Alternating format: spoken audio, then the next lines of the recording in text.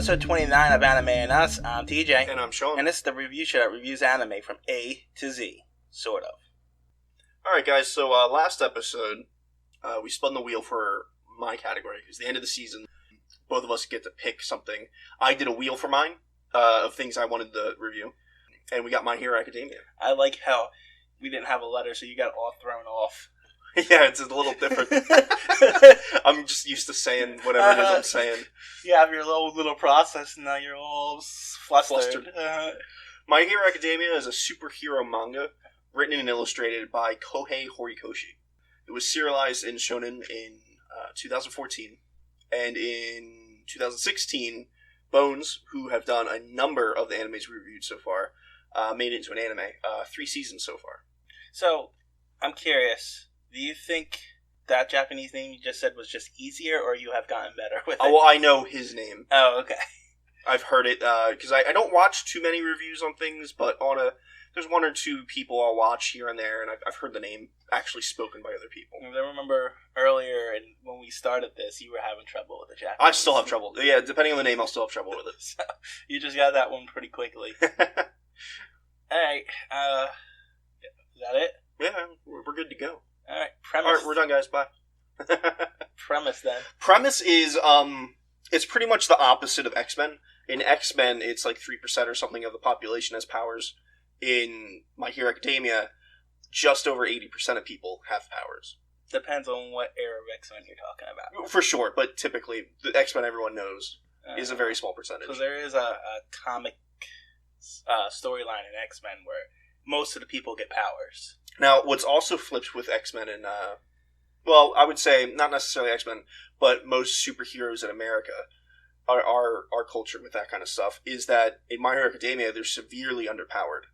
So if you compare, I don't know, anyone with, like, a lot of the superpowers that they have in all of the American comics versus the ones in My Hero Academia, there are certain people that are very strong, like All Might, obviously, he can change the weather with a single punch, but the vast majority of people are not that strong. You got to think, out of entire Japan, in their best school, there's only 44 students that are in the hero course. Mm. Now, there are other schools with hero courses, but this is the best school. You think they would have everyone that's the best. The best school on the east side of Japan. Well, it's the best school in Japan, but other school isn't. They said they were equals. It's a rival. Yeah, but they say many times that they consider the schools equal. Well, they consider it equal, but they say also many times that it isn't. That UA's sports festival is the only one that's televised. Oh, that's true. So it is definitely a leg up on them. I'm not saying that Shiketsu, which is the other school, isn't terrible. At the same time, they also explain that away, too. Is everybody knows their powers. Whereas in that fight, yeah. So everybody, the other school's actually kind of smart to not televise their. Yeah, I mean, well, smart in the sense that they'll do better in provisional licensing exams, but probably better in the long run. Well, have it televised, not from marketing standpoint. Exactly, you have to market. That's what I was going to bring up. This has a whole business side to it. Yeah. So, I mean, I guess it depends, really. Yeah, in the long run, it's probably better to have it televised. I suppose, but then, maybe not even in the long run. Maybe in the short, long run, but even in the long run, the villains will know who exactly all your powers and stuff like that. Well, now that's something that they're seeing. That's not something they had to deal with before because of All Might. True, but before All Might, well, I guess the schools didn't exist before All Might. Well, they might have, but who knows? Yeah, so, I don't know. And All Might's been around for a while. You don't really know his age, but you know he has been around for a good long time. Yeah, but they've also said that his powers has been around for generations, so how long... Yeah. I wonder how long this has been going on. Well, I mean, it depends. I mean, I don't think the person before him, the female, I forget her name off the top of my head, had it for too long. She was pretty young and she died. Now, there's not too much information about that yet, but I don't think she had it for a whole generation, 40 years or so. She probably had it for 10 or so. And later on, they don't really show it in the series, but later on in the manga, you find out that she was pretty much a failed person with the power. She wasn't very good at it. And Toshinori, All Might, is the opposite of that. He's, instantly when he got it, he was amazing at it. Yeah, but the way I seen there was also generations before her. Yeah, there were. So yeah, I think All Might's the 8th one. I might be wrong, but I think he's the 8th person to hold the never power. actually said in the series. I think they did. forgot. No. I'm pretty sure. I remember watching the episode. I think there were 7 people before him, and he was the 8th. I don't think they said... Well, maybe they did. I'll go back and show it to you. I mean, it's possible they did.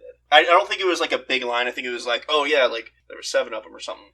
And they also show you in the scene where Deku's being mind controlled, when he flicks his finger, you see the silhouettes of everyone before that held it. Well, that's where I figured you got your number from. Well, there's that, but I believe they said it in one of the episodes recently. I mean, it's possible, but yeah, it doesn't really matter. No. We're talking about things that no one who's ever seen the show knows about what we're talking about. So one of the things I really, really like about this manga and anime is that each character has a story arc. And some of the characters in the 3 seasons so far haven't gone through their story arc yet, but they will eventually. Yeah, it seems like every character that they introduce is important to some extent. Mm-hmm. It's something I really enjoy. There's a lot of cues for the plot, too. Like in the episode with the magician that turned Bakugo and Tokiyami into marbles. Uh-huh. So there is, he's a magician and he's good at sleight of hand and everything. Well, before he did the sleight of hand, they showed the sleight of hand, which was fantastic. They do that a lot in the show. So, you're explaining a lot of things, and you explain what the show is about. Yeah, we'll get to that. X-Men. Powers. Kids in school and stuff like that. You know what I mean? We're just going off on a little... Alright, so the premise of the show is there's a hero society. 80% of the population have some sort of power, whether it be you can make your fingers 2 inches longer than normal, or, you know, you can... They're called quirks. Yes, or you can punch a hole in a wall. Everyone has some kind of power. Either it's really strong, really weak, somewhere in the middle. Not everybody. Well, 80%. So. Just over. And the premise of the show is you're following a boy in the very first episode that doesn't have a quirk, that wants to be a hero. And eventually he gets a quirk within the 3rd episode, I believe. Then the rest of the story, for the rest of the show, the rest of the manga, is going to be following him on his track to become the best hero. Well, they do say at the beginning of every season, this is my story of how I became the greatest hero in the world. Funnily enough, they didn't show it in the first couple episodes, him saying that. He showed, there's like the 3rd or 4th episode, he said that in the opening. He was like, oh, and by the way, this is the story of how I became the greatest hero. I gotcha. So yeah, you're really just following him, and then he gets into high school, which is like their high school is a specific one that's for like training heroes so they can get their license to be heroes. Well, not just heroes. There's other stuff. There are other classes, but that's specifically the course they're in, is the hero course. That follows the hero course, but yeah, there's other classes and stuff. So oddly enough, general studies, I'm curious what they learn in general studies. Of just regular high school stuff. It's just regular high school? Why go to the UA for a general... Well, I mean, it's still a school. You can't have a whole school for 2 classes a year. Well, no, I got you. But it just seems like a ridiculous amount of stuff to get into UA only to go through general studies. Well, I mean, I assume that the general studies, it's probably still ranked high among other high schools. I suppose. Who knows? They don't really say, but I would assume it's still ranked high. I suppose. Oh, also, they go into it a little bit in the 2nd season. They go into it a lot more when the 4th season comes out. That a lot of kids with quirks go into general studies because they couldn't be a hero course. Right. And they want to, so they want to prove themselves. That's and in sports festivals and different areas throughout the school year, they can prove their worth as a hero, and then they can be bumped into the hero course. Yeah. By the way, we watched all 3 seasons. Yeah. We didn't just watch the 1st season. You can't, honestly... The 1st season was good, but it really doesn't... You can't just watch the 1st season of this and judge the show. Yeah, you can't. It's because it ends kind of cliffhanger-y. He doesn't even know how to use the power yet. He doesn't know how to use the power until halfway through the 2nd season. Yeah, it's cliffhanger-y, the 1st season. And honestly, just judging this on the basis of the 1st season, I thought the show was meh. Yeah, that's why I was really happy you watched the 2nd and 3rd season. And because the 1st season is a little rough. But it's also short. It's only 13 episodes. Yeah, but it was meh. And a bit, at that point, I thought it was a bit overhyped, honestly. Because I was like, I mean, this is okay, and it's decent for what it is, but it's nothing spectacular. Yeah, no, I could definitely see how, if someone only watched the 1st season, how they could put it down and not pick it up again. Yeah. Well, and then, so I watched the 2nd season, and that's where, you know, I understand where it comes to, but the 2nd season also made me really angry, too. Why? I'll get into it. But I also want to point out, 2nd season starts off kind of with a tournament. Yeah. So, objectively speaking... It's a shonen thing. Well, no, objectively speaking, yeah, exactly, it's a shonen thing. And it's to the point, though, where tournaments are kind of tropey, and almost to a point lazy writing, because everybody uses it. Yes, they do, but at least they put good reasons behind it. However, unobjectively, You throw a tournament in there and I'm in. Yeah, right. They're fun. So, I'm just saying, objectively, they're definitely fun to watch. Yeah, objectively, I have to admit that tournaments are too at this day and age. It's kind of like, okay, it's a tournament. Oh, for sure, it's a tournament. But Dragon Ball's beat it to death. I love tournaments. So. But also, like I mentioned just a moment before, at least there's reasons for this tournament. Mm-hmm. You know, they're trying to get their names out there because the society is built around being a popular hero. There's always a reason for tournaments in every show. Yeah, I mean, some of the Dragon Ball ones were, I just want money. But that's basically what Dragon Ball was. Even if in the original Dragon Ball, it was all about training and getting your name out there and stuff like that. And then, you know, when they got to Dragon Ball Z, there was only one tournament, and it got cut off by the... Well, there was the Cell Games. That wasn't a tournament. That wasn't a tournament. A tournament is multiple people fighting against each other. That was a gauntlet. And it wasn't even a good gauntlet. They were Cell Juniors. Anyway, back on topic. Anyway. So why didn't you like the second season? Because this is where we start diving into the rules. And if you have powers and you're getting attacked, you're not allowed to use your powers. You need your license. Well, I'm sure you'd be okay with defending yourself. No, because they got in trouble for defending themselves. When? Against... Stain. The difference is they went to fight Stain. They shouldn't have done that. They weren't just walking down the street and Stain fought them. No, you're wrong. Only Lita, the fast guy. Yeah, Lita. He's in it. What's his name? He was looking for a fight. Right. He was wrong. But the other two were also wrong because they were looking for Tenya to help him. That's not what they should have done. What they should have done is called in pro heroes for it. That's how that society would have worked. Midoriya, the main character, was attacked on a train by one of those things. Yeah, for sure. And defending himself there would have been fine. And he got separated and told to stay. He got by who? By the hero that was with him. What's his name? The jet guy. The old guy. He told him to stay. Gran Torino, that's his name. Gran Torino. No, because he got attacked again. On the train, Gran Torino fought the one, and then he kicked him out. And yeah, he kicked him out, so he jumped out too, and got attacked. So he was running, and happened upon Lita, and fought Stain. He wasn't running from anything, he was looking for Lita. No, because he didn't know Lita was in trouble. He had no idea. He's the one that made the text that showed everybody... Yeah. I'm pretty sure he was connecting 2 and 2 because he knew Lita was in Hosu, which is that city. Assumed. Yeah, and he assumed a lot to get into that situation. Right, but still. And he assumed because he knew that all the hero killers' attacks, Stain, was in back alley, so he just started going down back alleys. But still, they got in trouble for defending themselves. But it's not like you're just sitting in your home watching TV and you get attacked and you defend yourself. I got you. They put themselves in a situation they shouldn't have done. I got you. And then going into even going into the third season where they're attacked in the forest. I don't think they got in trouble for that. Well, no, because they eventually got permission from the head guy. But if they're being attacked and they weren't allowed to, it would have been like, you're not allowed to attack. Yeah, I mean, who knows, because they haven't gone into that. I'm sure, again, if someone's trying to murder you, you can defend yourself. He specifically, the Eraserhead, it specifically said, I give you permission to defend yourself, so you won't get in trouble. He gave them permission to fight. Right. Yeah, he specifically... So, the spirit of his words were to defend yourself, but that's not actually what he said. He said, I give you permission to fight. It doesn't matter. You're not going to defend yourself and then just continue blocking as someone's trying to kill you. That was... But they actually went into that a little bit. That was the spirit of what he was trying to say. I get you, but it just infuriated me. I guess. The rules of the license. I get what they kind of... But I think the reason behind that is that 80% of the population has a superpower. Well, so if you don't have super crazy strict rules, that I personally don't agree with, but if you don't have that, then what happens? It's mayhem. Yeah, no, I get you. It's mayhem and stuff like that, but at the same time, there is a good portion of the population who has powers that are just going to ignore the rules anyway, and if you're strapped by these rules and you're going to get in trouble and thrown out of hero school because you have to defend yourself, it's really annoying.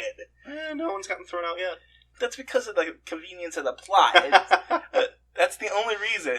Yeah, I don't know. That doesn't bother me too much. Like I said, there's maybe flimsy reasons, but there's reasons to defend it. Yeah, I just don't like the rules behind that. Everything. Because, I mean, it sets it up, the series, though. It is what it is. I got you. I understand it, but it really made me mad at certain times, because these kids are about to get killed at certain points. Like, when one kid gets kidnapped... Oh, yeah, Bakugo. Yeah, so it's like, your rules are stupid. I mean, it is... They were defending themselves, and he still got kidnapped. Right, yeah. I understand that. But at the same time, they were kind of handicapped in the beginning, where they're like, oh, we can't use these things. They're also children. I mean, it's a gray area. Yeah, but if someone's trying to kill you... No, I get that. Defend yourself, and that's why they were allowed to. But the rules specifically say they're not allowed to. The rules specifically say they can't do hero work. And they're not allowed to use the quirk. But again, we're arguing a point that may or may not matter because we don't know if you're being attacked. Can you defend yourself? I'm going to say yes, because that makes sense. We're arguing semantics, and it just made me mad, the rules in it. And so, anyway, let's get past it. So, what happened in the first season? He gets the power. Explain how he gets the power. He has no quirk, and you were only supposed to get a power through, By age 4 or 5, you should develop your quirk. And if you don't, then you can go to a doctor, and they look at your pinky toe. And if you're missing the joint, then that means you're an evolved human, and you should have some kind of quirk, even if it's hidden, or you don't know how to use it, or don't know what it is. Right. If you do have the second joint in your pinky toe, then you're not an evolved human, so there's a strong possibility, is what they say, that you won't get a quirk. They don't actually say you won't get a quirk. He says there's a strong possibility, and that's a bit of a fan theory. The fan theory is that Deku had a quirk, Midoriya, the main character, and it was stolen from him. It's a fan theory. I don't know everything that's behind it, but there is a theory for that. You also never see his father. His father's always away in business. I just thought the father was in... He breathes fire. Well, I know he breathes fire. Yeah, he's always away on business. But I just thought he I don't think they explained it in the anime at all, but it's something... I just thought he wasn't there. No, it's something, I think he's overseas, maybe? I don't remember. But, yeah, he's just away on business. They explain it in the manga a little bit. Anyway, so, quirkless kid, doesn't have any power, wants to be a hero. It's the end of this middle school year, so next year they're going to high school. And he comes across All Might. And All Might signs his yearbook or whatever. Explain who All Might is. All Might's the greatest hero, #1. He's Superman. Superman with only strength and mostly invulnerability. Well, yeah, he can't fly, but he's essentially the Superman of this. Yeah, for sure. Of this. Can do no wrong. Right. The strongest. No one can beat him. He's the symbol of peace. Pillar of peace. Symbol of peace. For sure. But he's also the pillar of peace. They say it multiple times. Don't get in the way of his justice. That was hilarious. That was the best line. Best line of the show. I'm sorry, young lad, or whatever he says. You got in the way of my justicing. I never knew that I needed the word to exist so much. It was hilarious. Oh my god. I forgot that was in the show. Well, anyway, All Might has been injured, and you don't find this out for a little later. So he's looking for a successor for his power. Mm-hmm. His power is one of the only powers, not the only one then, that he could transfer the power to someone else. Yeah. And Midoriya proves his worthiness by being a quirkless person with no superpower, but still running towards danger. You know what this show actually reminded me of as I was watching it? You ever watch the show Hero? Heroes? Or Hero? Yes, Heroes. I watched a little bit of it. It's hard to watch. Well, the first season is actually pretty decent. The rest of it's crap. But the first season is based on the main hero can gain everyone's power.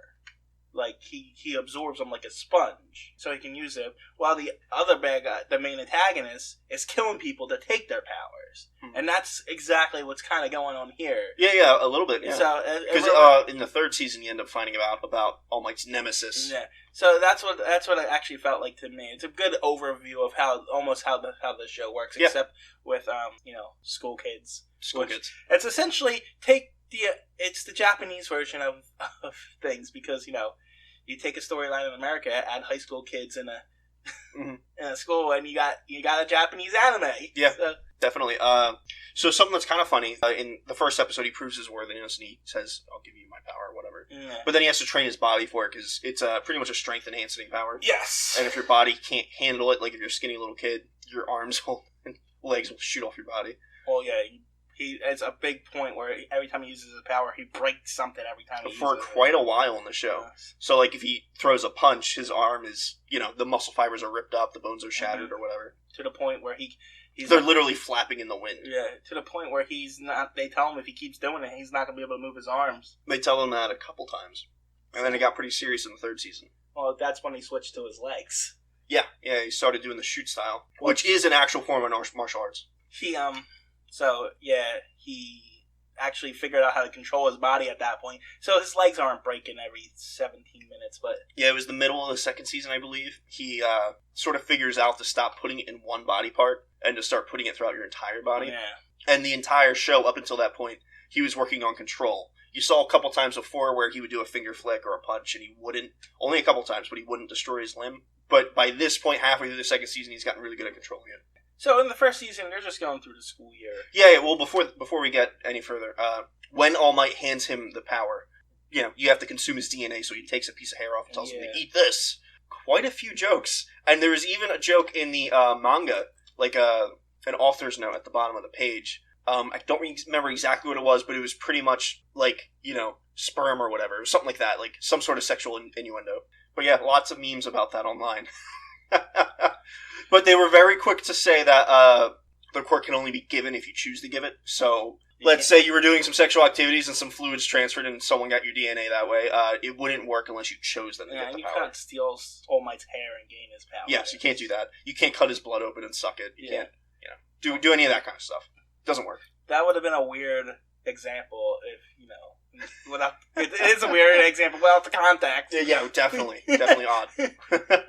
So one of the main antagonists in the second season eats people's blood to paralyze them. So Stain.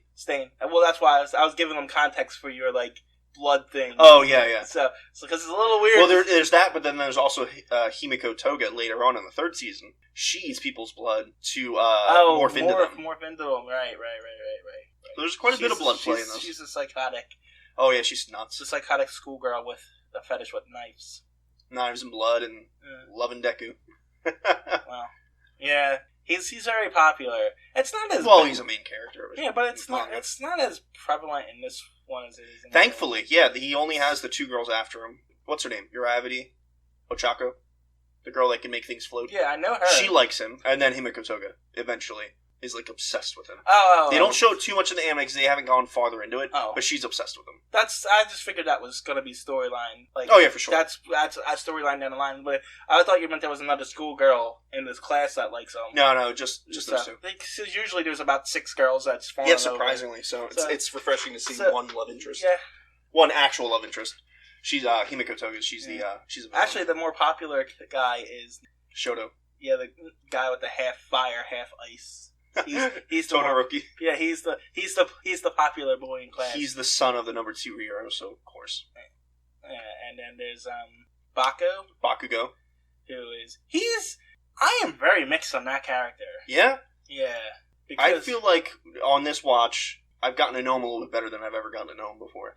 Well, my problem is, he's a good character, but just the overreacting angry shtick is annoying. It is. They try to give some reasons for it, having his pride and all that. No, I got you. But I don't think it justifies it completely. It is definitely annoying. It's just, they need to tone it down a little bit. That's funny enough, they toned it down a bit for the anime. In the manga, he's always screaming, "Motherfucker, I'm gonna kill you!" It's more prevalent in the manga. So they actually did tone it down for the anime. I'm not even mad about the cursing or him wanting to name himself Kill Murder and stuff like that. It's just he's just always yelling and screaming and have a normal conversation. If you want to be like that towards Midoriya, I get it. Because that's but the storyline. It does make more sense for him to calm down around other people. Yeah, just a tad. It's just, at points, it's we get it. Yeah, you're an angsty, angry teenager. Yeah. Relax.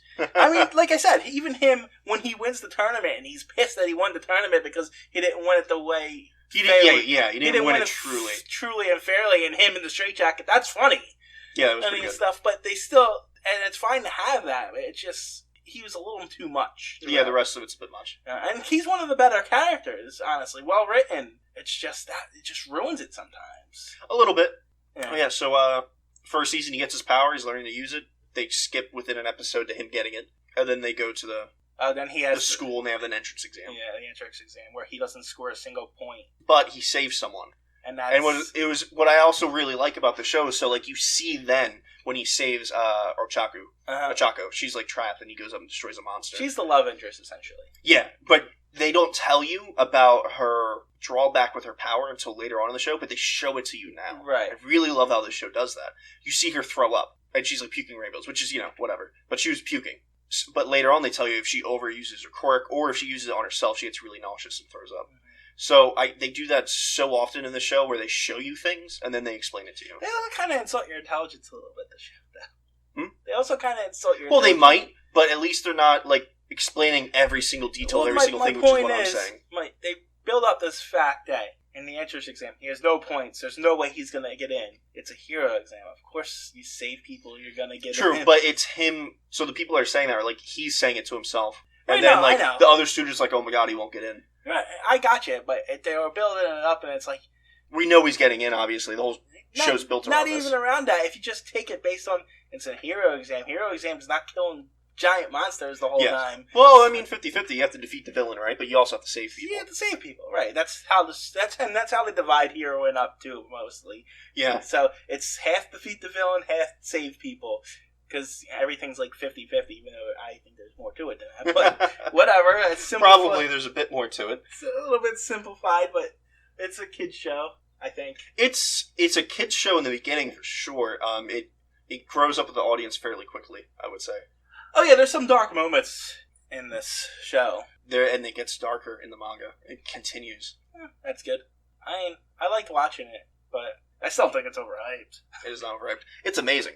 So that's the premise. Just going to school, learning how to be a hero. And at the end of the first season's where things pick up, because there's really no villains. Not in the first season, no. At all.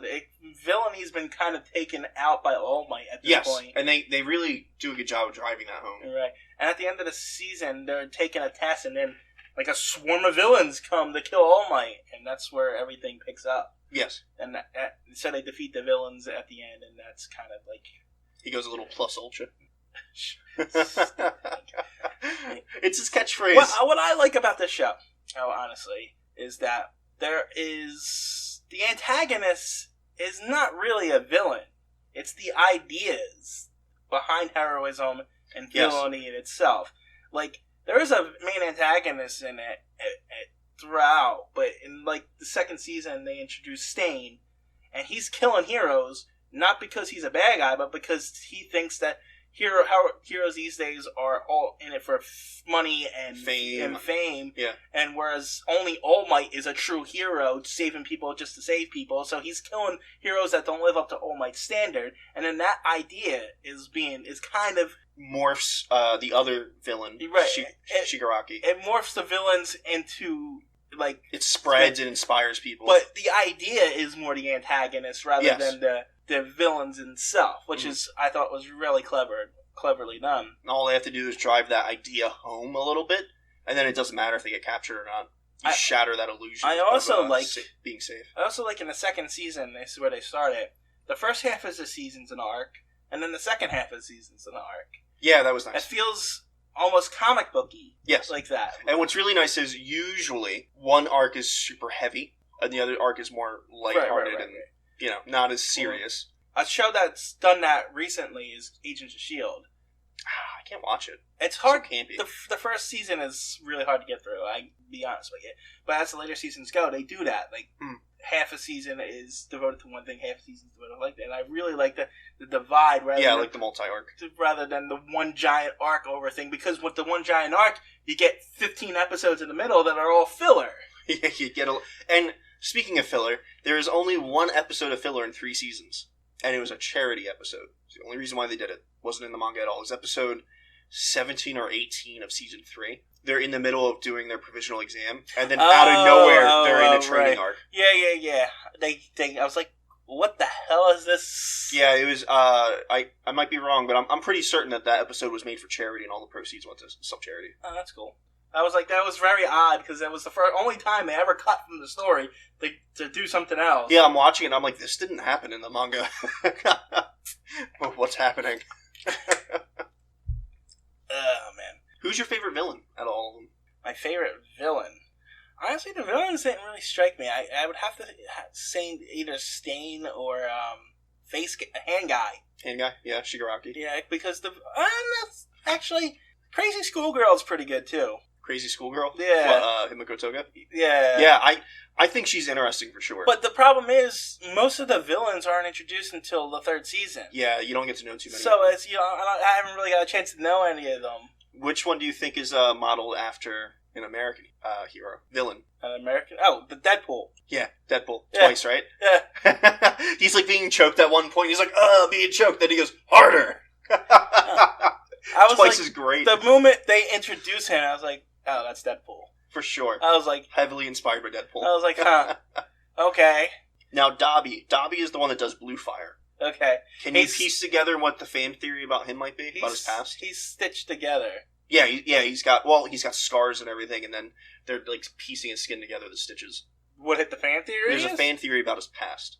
About his past? There's a point where he's being introduced to Shigaraki, and he's like, what's your name? And he's like, my name's Dobby. And he's like, no, what's your real name? And he's like, I'm not going to tell you, pretty much. So there's a huge fan theory about his background.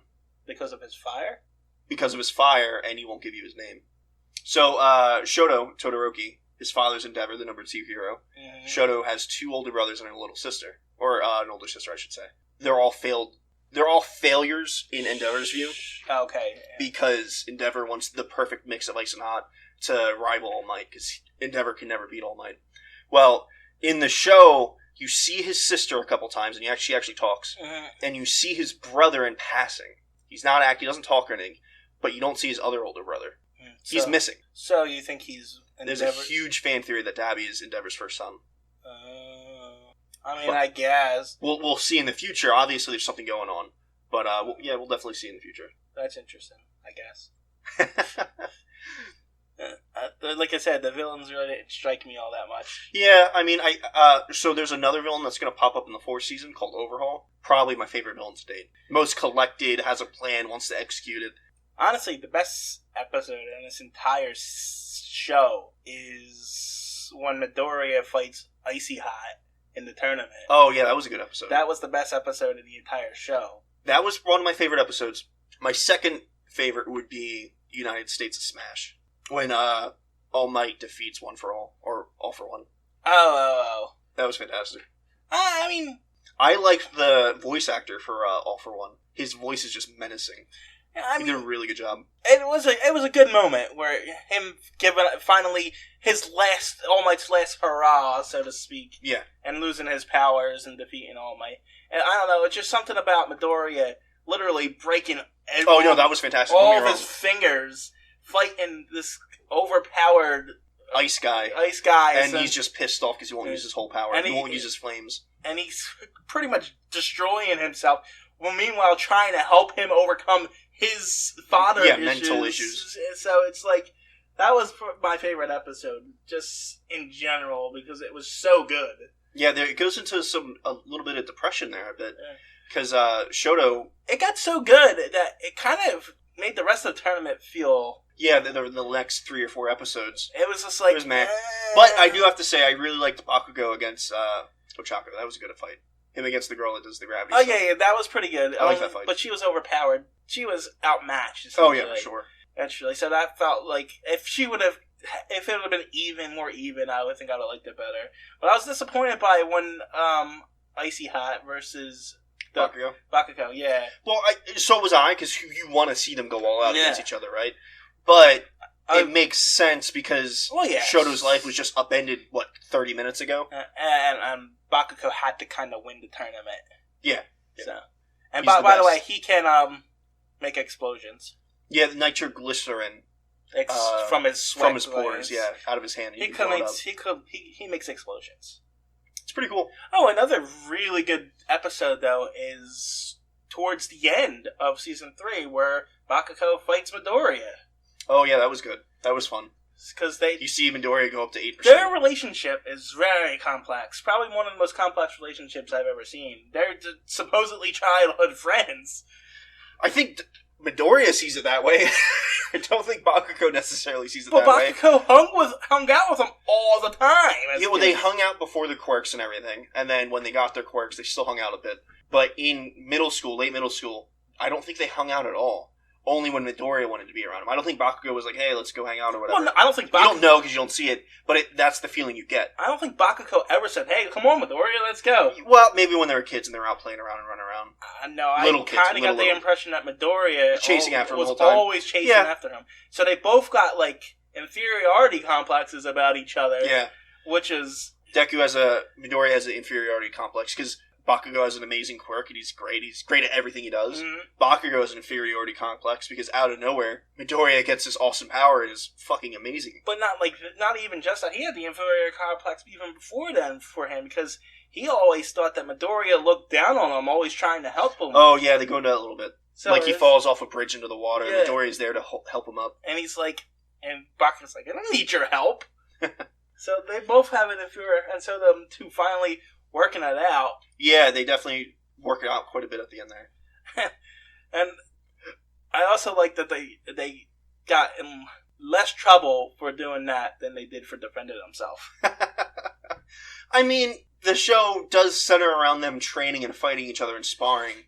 Problem is, they did it at the wrong time in the wrong place without any supervision. Right. You know what I mean? Like, it makes sense they wouldn't get in that much trouble. But they were using their powers to their fullest extent. It wasn't like... Well, Deku wasn't. He was only using 5 and then 8%. Well, it's because he can't use anymore without hurting himself. Oh, actually, neither was Bakugo, because when Bakugo was fighting against All Might in the training, you saw him, like, break down his arms a bit. Oh, yeah. So Bakugo even wasn't going 100%. Yeah. But they were fighting each other, to the best of their abilities without hurting themselves. Yes. But again, like... But at the same time, you explained... That's kind of what the school's for, you did it in the wrong way. You explained it, the earlier in the season where they did these things. Mm-hmm. But at this point in the third season, they've gone through a lot of training. Yeah, they have gone through a lot. So they've gotten to a point where they realize they can't continue to do it. So it's not like they were holding back. They just know better now. Yeah, they know better now. So it wasn't... They don't want to hurt themselves anymore. Right. They just want to hurt everyone else around them. Deku's got some permanent scarring on his arm. Right. That recovery girl said she won't heal. You can keep it as a reminder. Although I'm surprised she won't heal the scar on the upper part of his arm when he was fighting Muscular. You can see it. He usually wears a black sock on his arm now, but there's a huge scar on his right bicep. Yeah, I've seen it. I just got the impression that it's not able to be cured. They haven't really said it. I think it can be cured if he healed. I just don't think they will. No. They've said it a couple times, at least in the anime, that the damage is so extreme that not even Recovery Girl can heal it. Oh, okay. Well, there's that. That's why they says stop using your power. Fast forward to the 4th season, which is what's going to pop up soon. You end up finding a girl with a quirk that can rewind time, but she's really little. She's like 4 or 5. So it's used for that arc, but it's not really used again after that. The manga's pretty far ahead. It hasn't been used for that since then. Okay. Because, well, I mean, what do you mean by rewind time? What I mean by rewind time is she can, let's say you drink a bottle of water, and you got an empty bottle of water. If she's proficient at using her quirk, she can touch it and rewind the bottle to where there was water in it. Oh, so she can essentially heal. Maybe. Who knows? At one point, someone loses a quirk. And she returns the quirk. She doesn't yet. Not yet. Not yet in the manga. But maybe one day when she can control her power. So... a lot of people feel like she's going to end up being some sort of crazy, stupid plot device. Yeah, but again, with her being so young, I don't feel like it's going to get used like that. But we'll see. Retcon device there. They end up making... We're not talking about the anime series anyway. Now we're in the manga. But they end up making bullets out of her blood that can erase your quirks.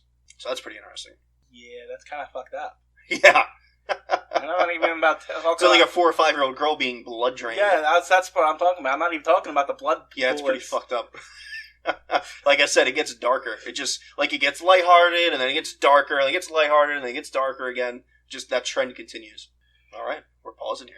Yeah, that's 40 minutes going to be cut out. Anyway, so as a whole, I really like the series. I really, like I said, I like how they show you things a lot and then explain you things. Mm-hmm. I like that each character has their own arc, whether or not you like that character. Every character has drawbacks. No one's perfect, besides All Might. And even he's not perfect. As far as shonens go, it's my favorite one, and I feel like it's the best written shonen I've ever seen. Now, there are other shonens that are more expansive. There are more shonens that might do one area better than the other, but this one is probably the most balanced. Yeah, I guess so, but this is also, as far as I've seen, only about 50 episodes long. 60-something. I'm into the manga, though. Right. At the same time, I don't know, I think One Piece is better. Really? Yeah.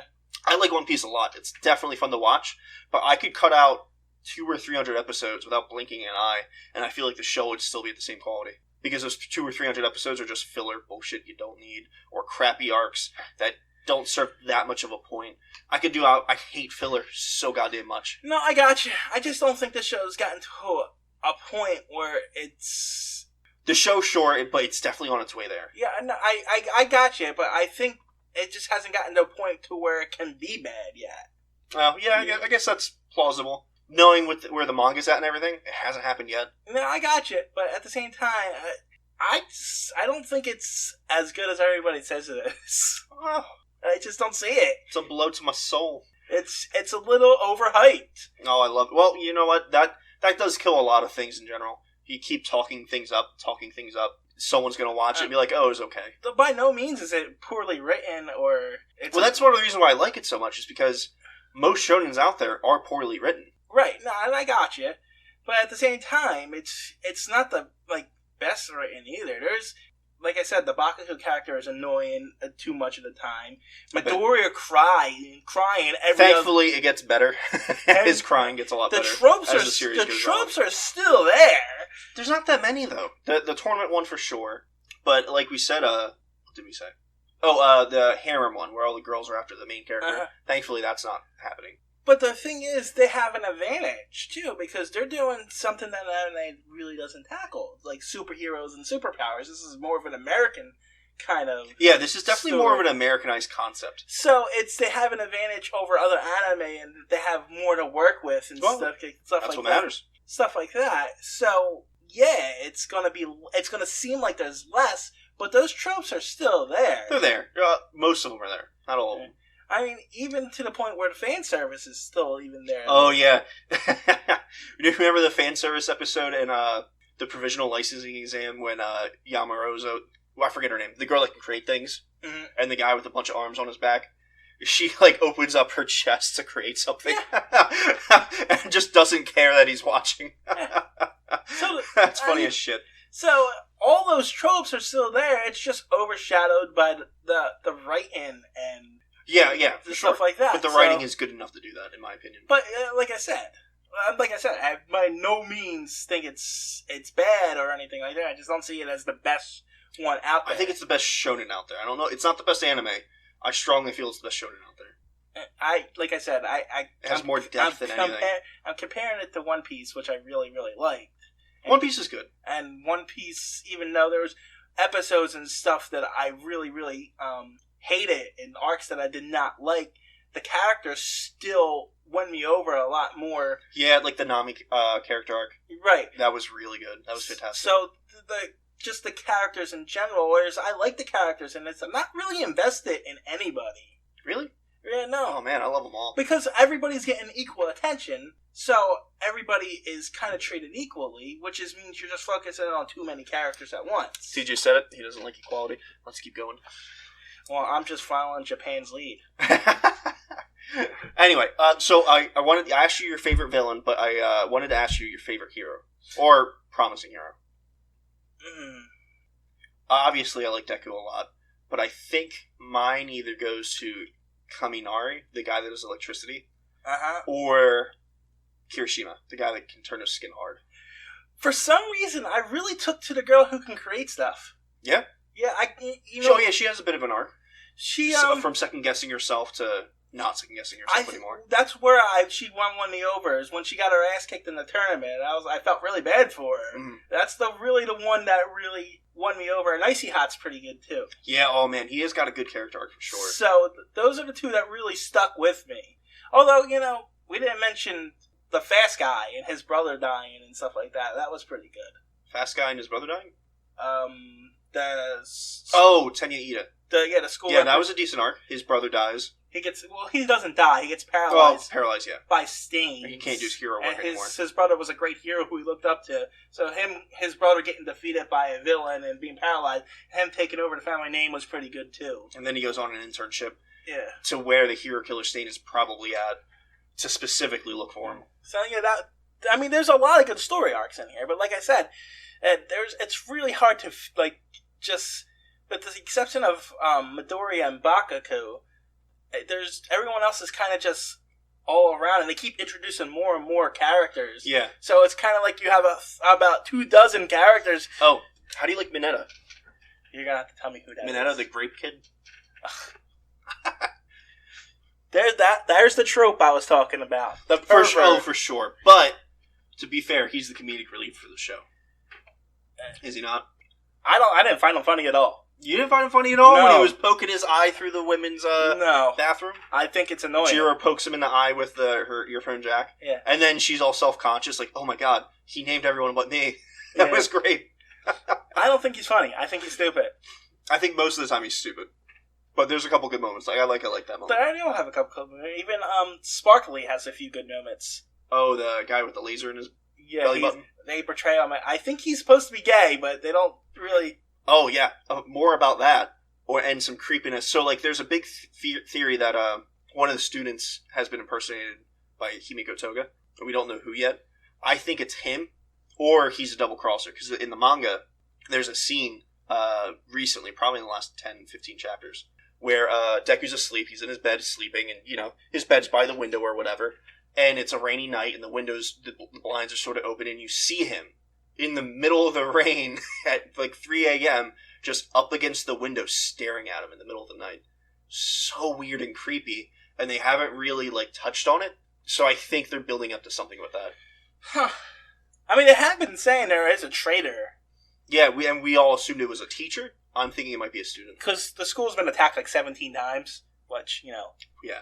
Well, they also say that's like super out of the ordinary, and people are losing faith in the school. Like they address it. Well, no, I get you. It's still tropey. Oh, for sure. I mean, you gotta have plot devices. Yeah, I know. I'm just saying. That just adds... I'm just throwing out another trope in there where it's got to attack schools, and it's always the one class that gets attacked. Too. Yeah, and again, they also address that. 1B, which is the other hero course class, is like, what the hell? Yeah. But yeah, I think the Creation Girl is probably the one that stuck with me. That's really interesting. Yeah. That's cool. I like that. Anyway, so I give this series an 11 out of 10. Yeah. No, I love every aspect of it. It's not that good. It's amazing. As far as shonens go, watch it. As far as animes go, it's still really good. I agree that it's good, but I'm giving it the same as I gave One Piece. It's an 8. That's solid. At least that's pretty solid. Because it's. I actually think Eden and East is better than this. Oh man, I don't know. I love this. I mean, I gave Eden and East an 8 too, but I don't think it's better than Wolf's Rain. And even if you want to go into other animes, it's definitely not better than Cowboy Bebop. Yeah, but I mean, it's hard to pair up shonens against other animes like that. I gotcha. Short, concise story versus an overarching plots and, you know, coming of age story. Just they're so different. No, I gotcha. But like I said, at the same time, I get it. You're I love it so much. You're biased. Oh no, it's there. So I'm just kind of. It's definitely there. Trying to even out your bias. I'm a fanboy. Trying to even out your bias. I got an All Might T-shirt. Go Beyond. So objectively, I have to say it's an A. I liked it. I suggest you go watch it. I mean, I did watch all 3 seasons, but I didn't have to. Yeah, that's true. So the movie's out. I want to watch that. So when anytime I say, all right, let's watch more horror, like I did that with One Piece too, where we ended another up, arc, where we ended up watching like 130 episodes of One Piece. All right, so 11 out of 10 and 8 out of 10. Which means it's an 8 out of 10 because I'm the objective one. 11 out of 10. What are we watching next week? He didn't want to spin a wheel because he doesn't like having fun. So what are we watching next episode, I should say, not next week. So, you wanted to do the wheel because... I just wanted to keep with what we're doing. Yeah. But that's fine. But I wanted to do something that is not on our list, but was still anime related. Which one's that? So we're going to do the first season of Avatar: The Last Airbender. Oh, man. Are you doing that because you really think it's good and you like it, or are you doing it because I've never seen it? Oh, no, I really like the show. Yeah, I know, but I'm asking why you're picking it. Just because you really like it, or because you know I haven't seen it and you want me to watch it? Both. Okay. No, that's fair. I might watch more than the first season because I know everyone says it's amazing. They love it. So we might watch a little more. Honestly, if I'm thinking about it, in my opinion, there's only 2 bad episodes in the entire series. Yeah. And they're both in the first season. Oh, well, that's great. Hopefully we do a little more than that then. But the first season's like 20-something episodes. There's only 3 seasons. Each one of them's 20-something episodes. Oh, wow, it's that short? Yeah. I didn't know that. And then there's a spin-off season called The Legend of Korra. I know that, and I know the movie. There's a movie? Last Airbender? Oh, live action? Yeah, that doesn't exist. You know they're making a live action TV show on Netflix for it. Are they? Yeah. Well, I hope it's better than the movie because the movie does not exist. Probably. Netflix does things pretty solidly. Yeah. All right, yeah, guys. Next episode, we will be watching, Avatar: The reviewing Avatar: Yep. The Last Airbender. All right, guys. See you later. Have a good night.